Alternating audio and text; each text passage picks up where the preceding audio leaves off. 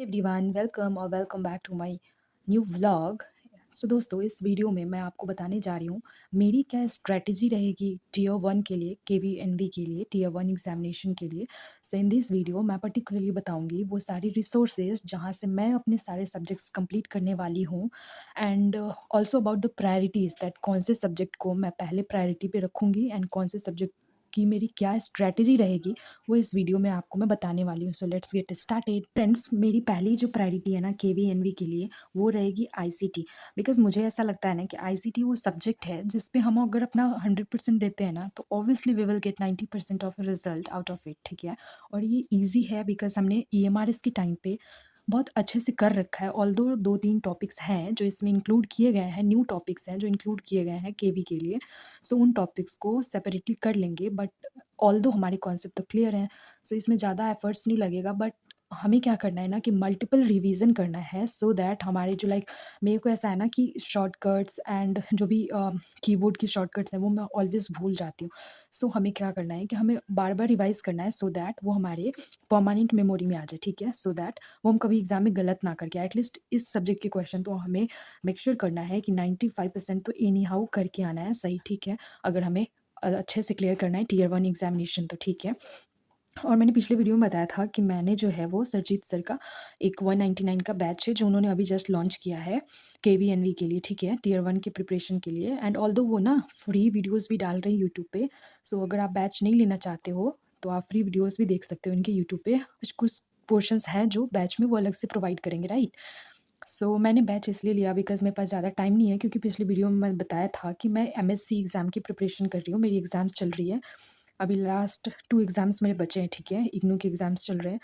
सो उसके बाद मैं फ्री हो पाऊँगी, तो मेरे पास बहुत कम टाइम होता है कि मैं अभी फ़िलहाल केंद्रीय विद्यालय पे फ़ोकस करूँ, ठीक है। सो इसलिए मैंने बैच ले लिया कि मेरे को यूट्यूब पे नेविगेट नहीं करना पड़ेगा इधर-उधर, ठीक है। That's why I purchase the batch. अगर आप नहीं चाहते हो तो आप यूट्यूब से भी कर सकते हो। सो मैं सोली यहीं से कर रही हूँ। नाउ फ्रेंड्स, मैं अपना लैंग्वेज पेपर का स्ट्रैटेजी बताने जा रही हूँ कि मैं अपना लैंग्वेज पेपर हिंदी और इंग्लिश कहाँ से कर रही हूँ और कैसे करूँगी, ठीक है।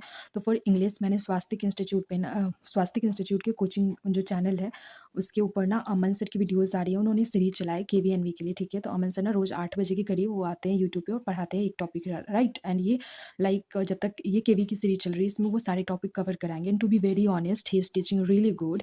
सो मैं इधर-उधर अपना टाइम वेस्ट नहीं करना चाहती। मैं ना सिर्फ़ इन्हीं से अपना वीडियोज़ कंप्लीट करूँगी, जितना भी हो पाएगा उतना करूँगी, क्योंकि अभी हमारे पास टाइम नहीं है बड़े-बड़े लेक्चर्स करने के। एंड प्लस जैसे अगर हम सोचे कि कोई बुक पढ़ ले, जैसे मैं ना ईएमआरएस के टाइम पे नीतू मैम का जो वॉल्यूम 1 है मैं वो पढ़ रही थी, बट वापस से उसको रीड करना पॉसिबल नहीं है। So I am brushing up my concepts with this lectures only.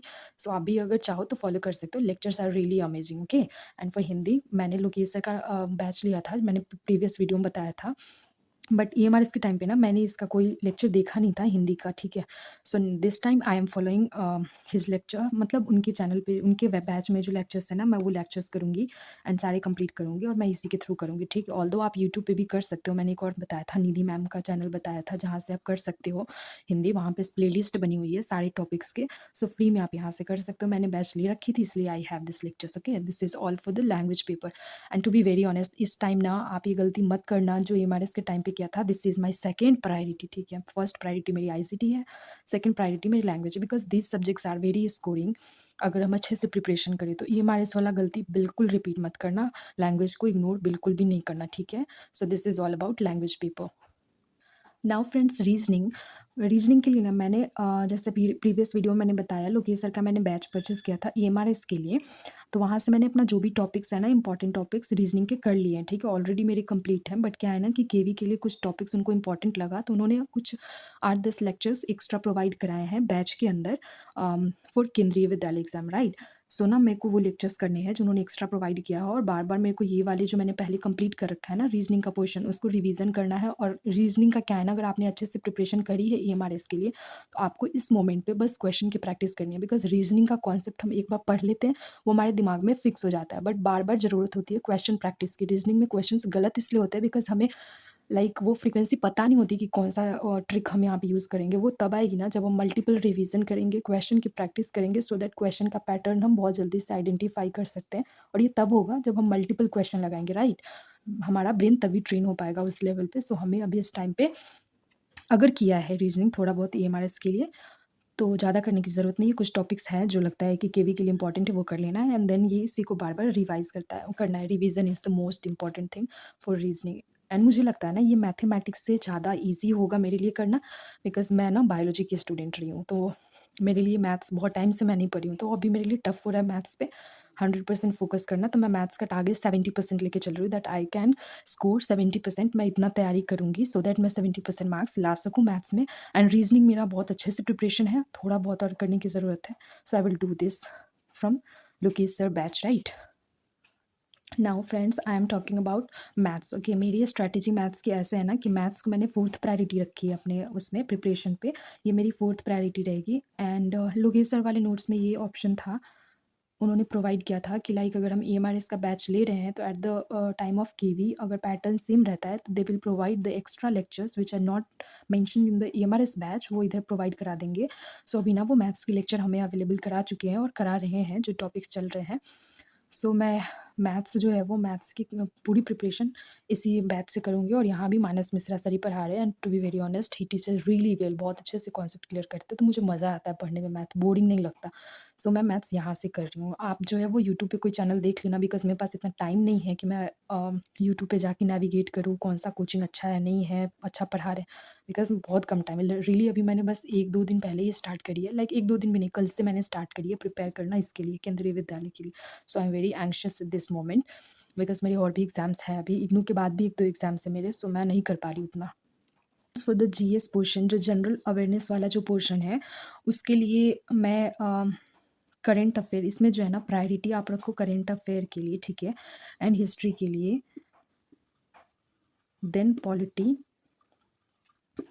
Then geography, right? इतना आपका टारगेट होना चाहिए इस सेक्शन में और ये सारी कहाँ से करनी है आपको पता है? जनरल अवेयरनेस जो है वो बहुत वास्ट है, यहाँ से करंट अफेयर तो क्या करो आप, कोई भी यूट्यूब चैनल जो आपको सूटेबल लगता हो ना प्रिपरेशन के लिए, लाइक उत्कर्ष क्लासेस, परचम क्लासेस, और भी वो चैनल्स हैं जहाँ पे वो प्रिपरेशन कराते हैं। एक जीके जीएस करके कोई चैनल है जहाँ पे बहुत अच्छे से वो भी पढ़ाते हैं, बट मेनली वो ना हिंदी में कंटेंट डालते हैं। सो जो हिंदी के स्टूडेंट्स होंगे ना वहाँ से पढ़ लेना। एंड हिस्ट्री पोर्शन, ये तीनों पोर्शन के लिए ना हिस्ट्री, पॉलिटी एंड ज्योग्राफी के लिए आप लूसेंट की बुक से पढ़ सकते हो, बिकॉज लूसेंट की बुक काफ़ी है ऐसे एग्जाम्स के लिए, वनडे एग्जाम्स के लिए, ठीक है? मोस्टली क्वेश्चन जो है ना आपको उधर से ही मिल जाएंगे। तो मैं ना पहले, और हिस्ट्री में भी टू बी ऑनेस्ट जो भी एग्जाम्स होते हैं ना आप देखना सारे एग्जाम्स में ना मॉडर्न हिस्ट्री वाला जो पोर्शन होता है ना वो सबसे ज़्यादा पूछा जाता है, गांधीयन एरा से बेसिकली बहुत क्वेश्चन होता है। तो आप सबसे पहले इसको कंप्लीट करना हिस्ट्री में, देन आप एंसेंट मॉडर्न कर एंसेंट एंड मेडिवल कर लेना एंड पॉलिटी कर लेना लूसेंट से ही। एंड देन ज्योग्राफी, ज्योग्राफी में ज़्यादा नहीं, इंडियन ज्योग्राफी आप कर लोगे ना तो it will be like enough for the exam, क्योंकि यहाँ से ज़्यादा क्वेश्चन आएंगे नहीं, 2 से 3 क्वेश्चन मैक्सिमम पूछ सकते हैं। मुझे ऐसा लगता है ना ये मेरी इंस्टिंक्ट है इस पोर्शन में ना जो हमारे एग्जाम्स होते हैं, जैसे ईएमआरएस में भी हमने देखा कि सबसे ज़्यादा पोर्शन जो था जनरल अवेयरनेस वाले में वो करंट अफेयर का था, इसका वेटेज ज़्यादा था। तो आप केंद्रीय विद्यालय में भी सेम अप्रोच लगाओ, करंट अफेयर को अच्छे से करो, देन हिस्ट्री में मॉडर्न हिस्ट्री करो, देन पॉलिटी करो, ज्योग्राफी करो, मेडिवल और एंशियंट आई गेस बहुत कम आते हैं एग्जाम्स में। सो वनडे एग्जाम्स के लिए आप बस एक बार कॉन्सेप्ट नहीं एक बार रीड कर सकते हो लूसेंट से, बाकी फोकस मेनली मॉडर्न हिस्ट्री पे करना, पॉलिटी पे करना, ज्योग्राफी पे करना। सो ये रहे मेरे सारे स्ट्रैटेजी एंड रिसोर्सेज जहाँ से मैं करने वाली हूँ अपना प्रिपरेशन। एंड प्लीज़ कमेंट में आप अपना रिसोर्स भी बताना कि अगर कोई मैं लैग कर रही हूँ ना तो आप मेरे को उधर बता देना। एंड जो भी ना एम कर रहे हो केवी को क्लियर करने का, तो कमेंट में प्लीज़ लिखो I will clear KV NVS 2025। And I am saying this ना, अगर आप एक बार लिखोगे ना कमेंट में तो आपको ये इंस्टिंक्ट आएगी कि अब मैंने कमिटमेंट कर दी है, I have to work hard for this examination, ठीक है? सो ये पक्का लिखना, मैं देखना चाहती हूँ कितने लोग सीरियस है इस एग्ज़ाम को लेके। So that's all for this video, signing off for today and thanks for watching, like share and subscribe, bye.